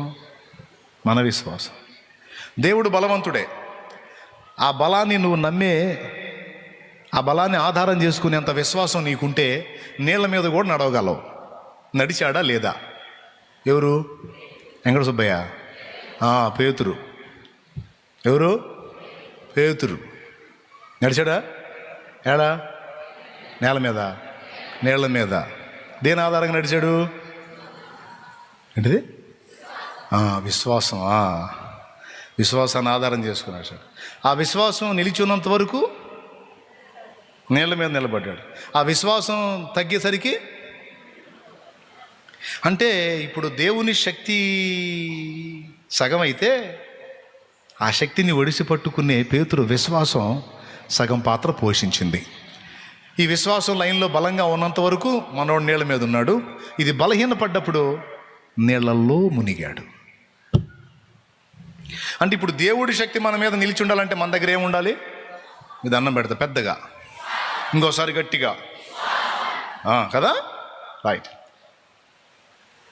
దయ్యపు శక్తి నిలిచి ఉండాలన్నా కూడా విశ్వాసమే కావాలి. విశ్వాసమే.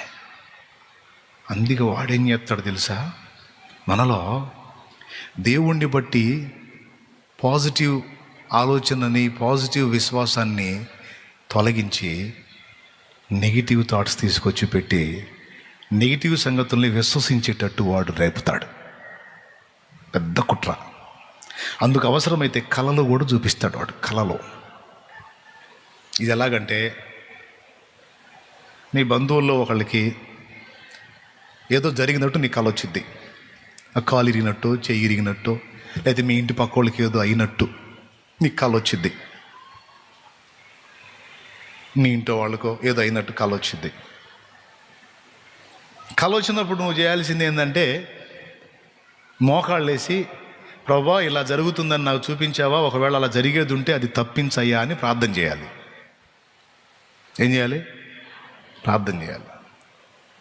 కానీ మనకేం కలిగిద్దంటే, సైతాను గడి కళ చూపిస్తాడు కదా, ఎదుటోళ్ళు డేంజర్లో పడ్డట్టు. అది వచ్చిన తర్వాత మనం మేలుకుంటాం కదా, మన క్లియర్గా జ్ఞాపకంలో ఉంటుంది, ఇట్లా కళ వచ్చింది, ఫలానా వ్యక్తి ఇలా ఎఫెక్ట్ అవుతున్నారు అని. ఈ వ్యక్తి ఇంకో వ్యక్తితో చెబుతారు, వదినా నాకు ఇట్ట వచ్చింది, వదినా బాయ్ చెప్పేది నువ్వే, నాకు ఇట్ట కళ వచ్చింది. ఆ వదిన వాళ్ళ వదినతో అంటుంది అన్నమాట, ఇట్లా చెప్పేది, నాకు కళ వచ్చింది, ఆ కళలో ఇట్లా జరిగింది అని చెప్పిద్ది. వామ్మో అట్నా, అట్లనే జరిగింది, ఎందో మరి ఎట్టొచ్చింది. ఆ రోజు పొద్దున్న నుంచి సాయంత్రం దాకా ఏ మనిషి మీద వచ్చిందో ఆ మనిషిని కనిపెడుతుంటుంది ఈ మనిషి. ఫర్ ఎగ్జాంపుల్, కాలు ఇరిగినట్టు వచ్చిందనుకో, ఏందో కాలు ఇరిగినట్టు వచ్చింది, మరి ఆ మనిషి కాలు ఇరిగినట్టు వచ్చింది అంటే ఏంది, ఇంకా ఇరగల, ఎప్పుడు ఇరుగుద్దో ఏమో, సాయంత్రం దాకా నైట్ పండుకోపోయిన దాకా చూస్తూనే ఉంటారు, ఇరిగిందా ఇరిగిందా ఇరిగిందా ఇరిగిందా ఇరిగిందా. సరే, బయట వ్యక్తికి వస్తే అదొక ఫీలింగ్, బయట వ్యక్తికి వస్తే, బయట వ్యక్తి మీద వస్తే దర్శనం నెరవేర్పు. నిజంగా ఇరిగిందనుకో, కాలు ఇరిగిందన్న బాధ కన్నా, చూసావా వదినా, నీకు చెప్పానా, జరిగింది చూసావా అంటే ఇప్పుడు ఆనందం ఏంటంటే, నాకు వచ్చిన కాలంలో దర్శనాలు నెరవేరుతున్నాయి. ఈ నెరవేర్పు కోసం అవతల దానికి కాలు ఇరిగింది, అనవసరం. ఇరిగిందా ఇరగలేదు, నాకు వచ్చింది జరిగిందా లేదా. ఇదే దర్శనం ఇంటి వాళ్ళకి వచ్చిందనుకో, ఇంటి వాళ్ళ మీద వచ్చిందనుకో, బాగా వినండి, అప్పుడు రెండు, ఒకటి దర్శనం నెరవేరిందా, ఇంటి వాళ్ళకి ఇరిగిందా, ఆ బాధ అంతా ఏమోయ్యాల. అందుకని ఇప్పుడు గందరగోళం అయిపోయి, ఇక పొద్దున్న నుంచి సాయంత్రం దాకా ఏమన్నా అయిద్దేమో ఏమన్నా అయిద్దేమో అయిద్దేమో అయిద్దేమో అయిద్దేమో అయిద్దేమో అయిద్దేమో. ఏం కాదు అనుకోదు, ఏం కాదు అనుకోడు. ఎందుకు అనుకుంటాడు? దర్శనం స్పష్టంగా కనపడితే కాకుండా ఎందుకు ఉంటుంది?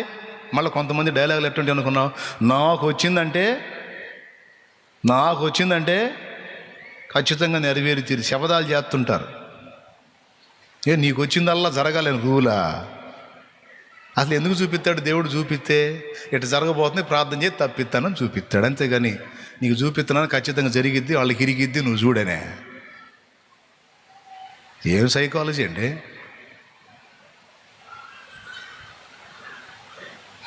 వాడు ఏం చేస్తాడంటే, ఇట్లా మనయే నెగిటివ్గా చూపించి, మన ఇంట్లో సంగతులే, మన వ్యక్తిగత సంగతులే, మనకో మన వాళ్ళకో మనం బాగా నమ్మే వ్యక్తులకో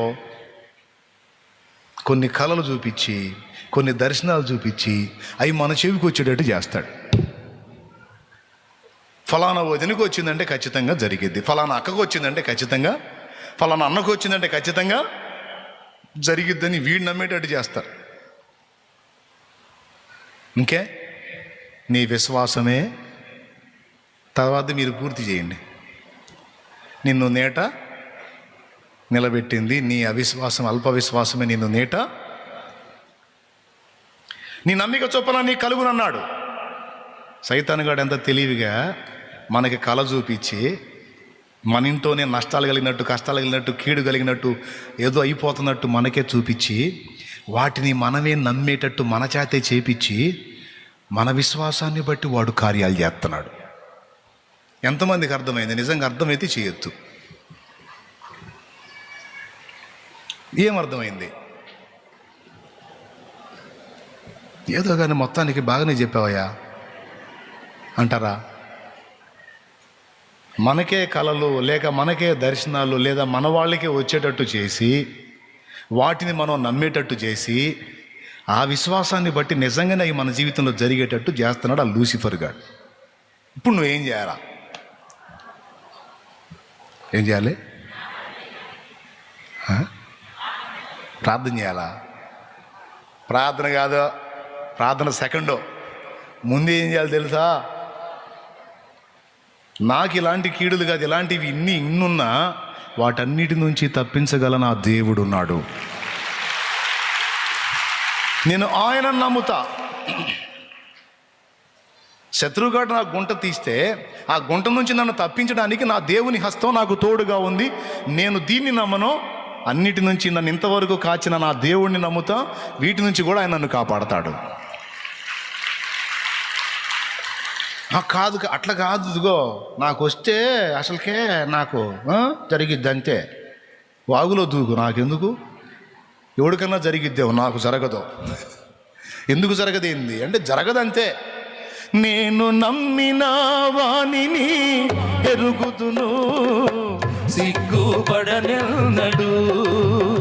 నేను నమ్మిన వానిని ఎరుగుదును, సిగ్గుపడనెన్నడు, సిగ్గుపడనెన్నడు. నన్ను బలపరచువాని అందే సమస్తము నీ చేయగలను. బలపరచువాని అందే సమస్తము నీ చేయగలను. దేవునికి మహిమ. ప్రియులారా, జీవితకాలం మర్చిపోకూడదు ఒక ముఖ్యమైన విషయం చెప్పా. ఇప్పుడు నేను నీకే కలలు, దర్శనాలు, స్వప్నాలు, వ్యక్తుల మాటల ద్వారా ఈ మూడే గాక ముందు చెప్పా కదా, ఫస్ట్ చావు కొరకైన ఆలోచన, ఉన్నట్టుండి నిరాశ, ఏదో శూన్యంలోకి వెళ్ళిపోతున్న అనుభూతి, జీవితం అంతా ఏదో అయిపోయిన ఫీలింగు. మూడోది కలలు, దర్శనాలు, స్వప్నాలు, వీటిని కూడా వాడుకొని నిన్ను నెగిటివ్ ఆలోచనలోకి తీసుకెళ్ళి అవి నెరవేరేటట్టు చేయటం. నాలుగోది నీకు కూడా ప్రేరణ కలగటం. అది కళ కాదు, దర్శనం కాదు, స్వప్నం కాదు. నాకేందో పొద్దున్న నుంచి ఇట్టు అనిపిస్తుంది, ఏదో జరగబోతుంది అనిపిస్తుంది. జరిగినాక అంటారు అన్నమాట, జరిగినాక వచ్చి అంటారు, ఏంది ఇట్లా జరిగింది? ఏంటంటే ఏందన్నయ్య, పొద్దున్నుంచి నాకు ఏదో జరగబోతుంది ఏదో అనే అనిపించింది కాబట్టి జరిగింది. ఎవరు అనిపించారు నీకు అది? అసలు అలాంటి ఆలోచన ఎట్లా వచ్చింది నీకు? అలాంటి ప్రేరణ నీకు కలిగితే నువ్వు అనాల్సింది ఏం తెలుసా? ఎప్పో సైతానా నామంలో దరిద్రపు ఆలోచన, నా మనసులోనికి రాంగ్ సిగ్నల్స్ పంపిస్తున్న దురాత్మలారా యేసు నామములో బంధిస్తున్నా. నా దేవుని హస్తం నాకు తోడై ఉంది. చలములలో బడినే వెళ్ళిన అవి నా మీద పారవు. జలములలో బడినే వెళ్ళిన అవి నా మీద పారవు. అగ్నిలో నేను నడచినను, జ్వాలలు నన్ను కాల్చజాలవు. అగ్నిలో నేను నడచినను, జ్వాలలు నన్ను కాల్చజాలవు. నేను మార్గము నా యేసుకే తెలియును. నేను వెళ్ళే మార్గము నా యేసుకే తెలియును. శోధింపబడిన మీదట నేను సువర్ణమై మారిదను. దేవునికి మహిమ. మన పక్కన కూడా ఎట్టంట్లో ఉండకూడదు. మన పక్కన కూడా ఈ నీరసం రోగుల్ని, నిరుత్సాహ మాటలు మాట్లాడేవాళ్ళని, ఈ దిగజారిపోయే మాటలు మాట్లాడేవాళ్ళని, సల్లారిపోయిన మాటలు ఉండకూడదు. పక్కన ఉండకూడదు. Very danger. వాళ్ళు ఉంటే అయిపోయినావి ఇంకేముండదా, వాళ్ళు ఉండకూడదు. కొంతమంది కదిలితే చాలు, అయ్యా అట్టయిందిగా అనుకుంటానే ఉన్నా. లేడీస్లో కొంతమంది ఉంటారు వాళ్ళు, జెంట్స్లో కొంతమంది ఉంటారు. ఈ టైప్ వాళ్ళని దగ్గర ఉండకూడదు, భార్య ఎడమ ఉంచాలా. మనం ఏదైనా దేవుని కార్యాలు పూనుకునేటప్పుడు ఈ దరిద్రపు మాటలు మాట్లాడే వాళ్ళని అర్థమైందా? ఇప్పుడు పేషెంట్, ఒక వ్యక్తికి రోగం వచ్చిందనుకో, రోగి దగ్గరికి పోయి ఏం చెప్పాలా? రోగి దగ్గరికి పోయి ఏం చెప్పాలా? పెద్ద జబ్బే అనుకో, కొంతమంది పేషెంట్ దగ్గర పోయి ఏం చెబుతారు తెలుసా? ఆడు పండుకొని ఉంటాడు, కళ్ళు మూసుకొని చెవులు పని చేస్తూనే ఉంటాయిగా, మంచం దగ్గర నిలబడి ఆడికి వినపడదు అనుకున్నాడు చెబుతుంటారు. పెద్ద జబ్బు, మా మా కోడలు వాళ్ళ తమ్ముడికి వచ్చింది ఇదే, బతకలేదుగా అస్సలు, అమ్మో బో ప్రమాదం. పక్కనే ఊరికి వింటాడు, ఊరుకో ఏం వింటాడు పాపం, ఇంక చెవులు కూడా పని చేయవు. అటు కళ్ళు తెరిచాడు అనుకో, అయ్యా ఎట్టుంటుంది?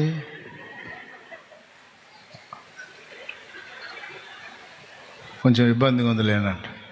అట్నే ఉంటుందిలే అయ్యా, దానికి ఉన్న లక్షణమే అది.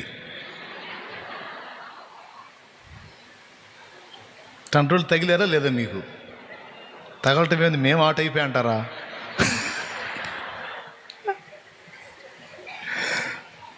అంటే 2 చెవులు వినపడినోడు ఒకడు పేషెంట్ని పలకరించడానికి పోదాం అనుకున్నాడంట. 2 చెవులు వినపడవు. పేషెంట్ ఒకడు, వాడు ఫ్రెండ్ పేషెంటు, పలకరిద్దామని పోదాం అనుకున్నాడు. పోతే ఆడు ఏం మాట్లాడతాడు, వీడికి వినపడదు. వీడికి వినపడట్లేదు, ఈ మధ్య వినపట్టలేదు అన్న సంగతి వాడికి తెలియకూడదు. ఎట్ట కవర్ చేసుకోవాలని ప్లాన్ తీసుకున్నాడు. రిహార్సల్ వేసుకున్నాడు. ఇక్కడ కూర్చొని నేను పోతాను అని చూస్తాను, ఏంది ఎట్టుందంటాను,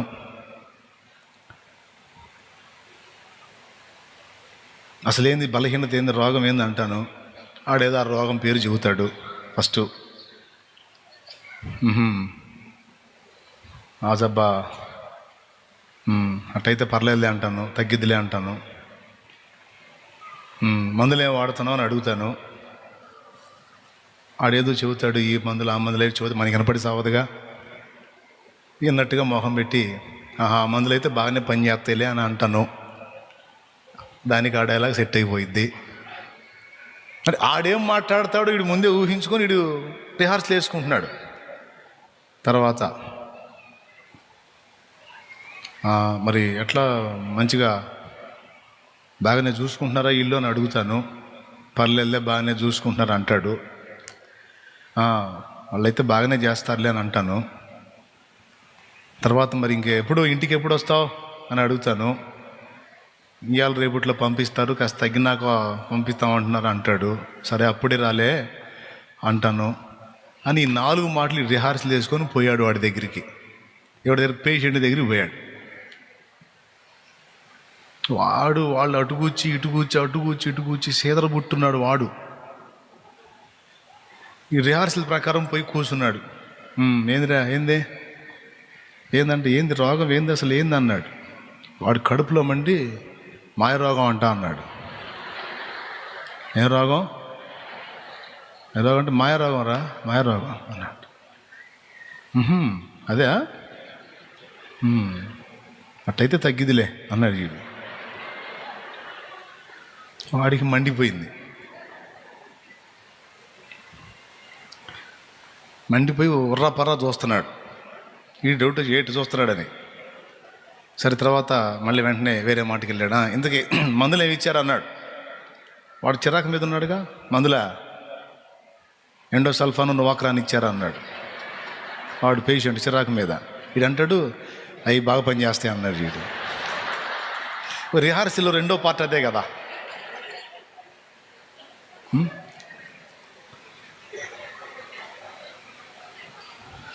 ఇంకొంచెం కళ్ళెర్ర చేశాడు వాడు పేషెంటు. ఇక నన్ను ఏం చేయడానికి వచ్చాడని ఇంతలో 3వ మాటకు వచ్చాడు. ఎట్ట చూస్తున్నారు ఇల్లు, ఎట్ట చూస్తున్నారు అన్నాడు.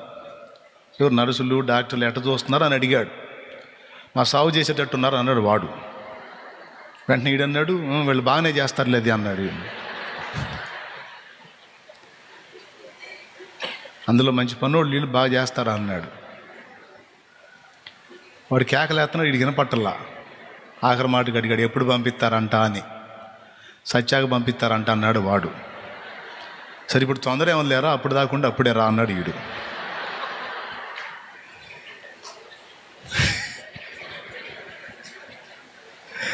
మీకేం అర్థమైంది? అల్లాడిపోతున్నారు. కొంతమంది వ్యవహారాలు ఇట్టుంటాయి. పేషెంట్ల దగ్గరికి పోయినప్పుడు ఏం మాట్లాడాలో, వాళ్ళని ఎలా బలపరచాలో, వాళ్ళని ఆ స్థితి నుంచి ఎలా బయటికి తేవాలో తెలియదు. వాడు కాస్త కూస్తో బతుకుదామని ట్రై చేస్తుంటే వీళ్ళ మాటల దెబ్బకి వాడు పూర్తిగా తెచ్చేటట్టు వీళ్ళు వాడి కౌన్సిలింగ్ ఇస్తారు. ఒక ఆయన ఇంకొక ఆయనతో అన్నాడంట, బెడ్ మీద ఉండి ఏడుస్తుంటే, ఎందుకురా ఏడుస్తావు అంటే, నేను వెళ్ళే అని అంట. ఎదురా చచ్చిపోతున్నానని బాధగా ఉందా, భయంగా ఉందా అన్నాడంట. లేదులేరా, అమ్మా నాన్న కుటుంబం ఉన్నారు కదా, వాళ్ళ పరిస్థితి ఏమైద్దో అని అంటే, వాళ్ళ గురించి ఎందుకు నీకు బాధ? నేను లేనంట అంటే ఏంది? నువ్వు ప్రశాంతంగా చావురా, నువ్వేం ఇబ్బంది పడవాకు, నేను చూసుకుంటాలే, నీకెందుకు, నువ్వు ప్రశాంతంగా చావని. ఇట్లాంటి సోదరులు కూడా ఉంటారు. నేను మీకు చెబుతున్నా, మన ఒక వ్యక్తితో మాట్లాడేటప్పుడు ఆ మాటలు ఎలా ఉండాలంటే, బతికున్నోడిని సాగు కొట్టేటట్టు ఉండకూడదు, చచ్చినోడిని కూడా తిరిగి బతికించేటట్టు ఉండాలి.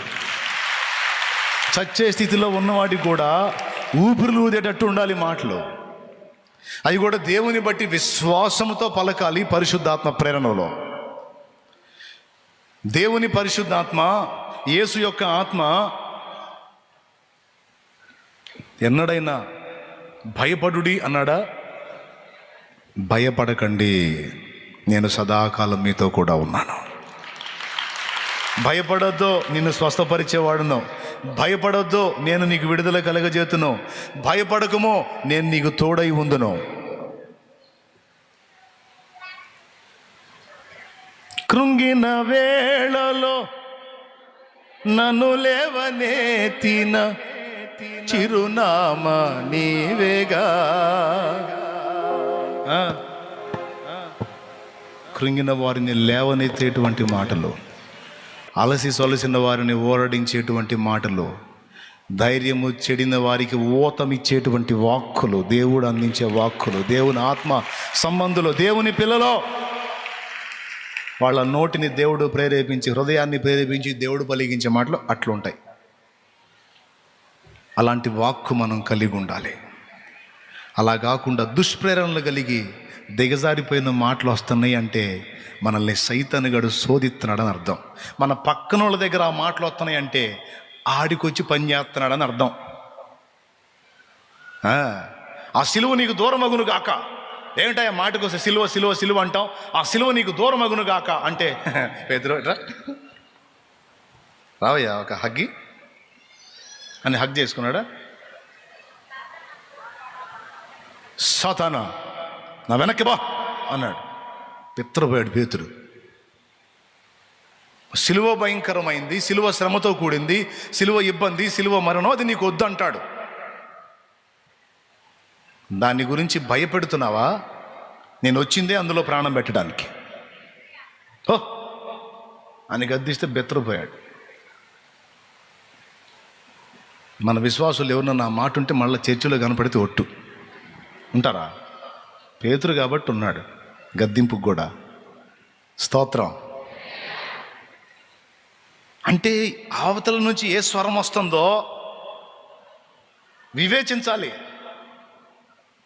నీలో నుంచి, నీ శరీరంలో నుంచే కాదు, ప్రక్క శరీరాల్లోంచి కూడా ప్రేరేపిస్తాడు. అది నీ భార్య కావచ్చు, తల్లి కావచ్చు, తండ్రి కావచ్చు, నీ భర్త కావచ్చు, పిల్లలు కావచ్చు, లేకపోతే తోడబుట్టినవారు కావచ్చు, వీళ్ళెవరు కాకపోతే నీకు వెలపడున్న ఫ్రెండ్స్ కావచ్చు, నువ్వు సేవకుడు అయితే విశ్వాసులు కావచ్చు, నువ్వు విశ్వాసం అయితే సేవకుడే కావచ్చు. దాదాపు సేవకుడు ఎవడు కూడా అలాంటి అవిశ్వాసపు మాటలకు తావివ్వడు. అతడు దేవుని ఆత్మవశంలో ఉంటాడు కాబట్టి. ఎంతో కృంగిపోయిన విశ్వాసిని సైతం దేవుడు ఉన్నాడని ధైర్యపరిచి లేవనెత్తుతాడు. ప్రియమైన బిడ్డలారా, మన పక్కనుండే వాళ్ళని కూడా కనిపెట్టాలి మనం. ఆదాం డైరెక్ట్గా బుక్ అవ్వాలా, హవ్వ ద్వారా బుక్ అయ్యాడు. అట్లనే మనల్ని డైరెక్ట్గా బుక్ చేయడానికి చేత కాకపోతే మన పక్క వాళ్ళని ప్రేరేపించి, వాళ్ళ నోటి నుంచి అవిశ్వాస మాటలు వచ్చేటట్టు చేసి, అవి మన చెవిని పడేటట్టు చేసి, వాటిని మనం విశ్వసించేటట్టు చేసి మనల్ని డ్యామేజ్ చేస్తాడు సైతాన్. అందుకే నాకు పక్కన ఉన్నోడు విశ్వాసంతో కూడిన మాటలు మాట్లాడుతుంటే చాలా ఆనందంగా ఉంటుంది. అట్టంటి వాళ్ళని ఎంటబెట్టుకోవడానికి ఇష్టపడతా. ఈ కదిలితే మిగిలితే నీరసం రోగుల్లాగా ఊరకనే దిగజారిన మాటలు మాట్లాడతారు చూడు, వాళ్ళకి భారీ ఎడంగా ఉంటాను నేను. వాళ్ళ దెబ్బకి మనకు నరాల వీక్నెస్ వచ్చింది. అర్థమైందా? మనం ఎవరితోనన్నా సహవాసం చేస్తే వాడికి ఛార్జింగ్ ఎక్కించేటట్టు ఉండాలా, మన పక్కన ఉన్నవాడు కూడా ఛార్జ్ చేసేటట్టు ఉండాలి. అంతేగాని వాడు మన ఛార్జింగ్ దించేటట్టు ఉండకూడదు. ఇట్లాంటి వాళ్ళు కూడా తగిలారు నాకు, అందుకే వాళ్ళకి భారీ ఎడంగా ఉంటాను నేను.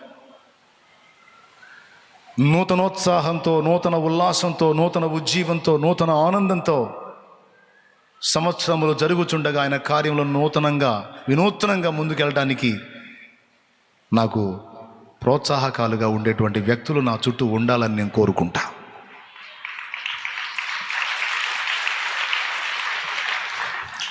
మీ చుట్టూ ఉండే వాళ్ళని మీరు ఎలా ప్రభావితం చేస్తున్నారో ఒక్కసారి ఊహించుకోండి. ఏ ప్రేరణకు లొంగుతున్నారో కొంచెం పరిశీలించుకోండి. దేవుడు మన బుద్ధులను, మనసులను ప్రేరేపించినట్లు మనం ఆయనకు అప్పగించుకుందాం.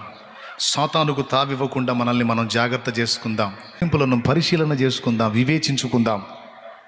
దేవుని ఆత్మదేదో కనిపెట్టి దాన్ని అనుసరించి నడుద్దాం. దురాత్మ సంబంధమైన ప్రేరణలు మనకు కలిగితే వాటిని యేసు నామములో త్రొక్కుదాం. ఆమేన్.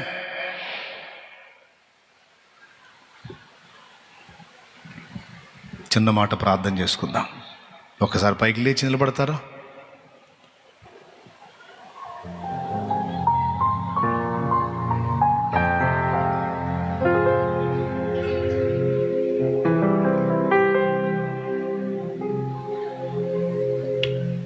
నీ మనసులోకి ఎలాంటి ఆలోచనలు వస్తున్నాయి? నీ బుద్ధిని ఎవరు ప్రేరేపిస్తున్నారు? కొంతమంది అంటారు, నాకున్న ఈ రోగం తగ్గదన్నయ్య, పౌలు శరీరంలో ముళ్ళున్నట్టు నాకు కూడా దేవుడు ముళ్ళులాగా పెట్టాడు దీన్ని అంటారు. ఏమండి వినండి అని నీకు చెప్పాడా దేవుడు అంటాను నేను. నీ శరీరంలో ఉన్న రోగము పౌలు శరీరంలో ఉన్న ముళ్ళులాగా నేను నీకు పెట్టాను, నీకు తగ్గదు అని దేవుడు చెప్పాడా?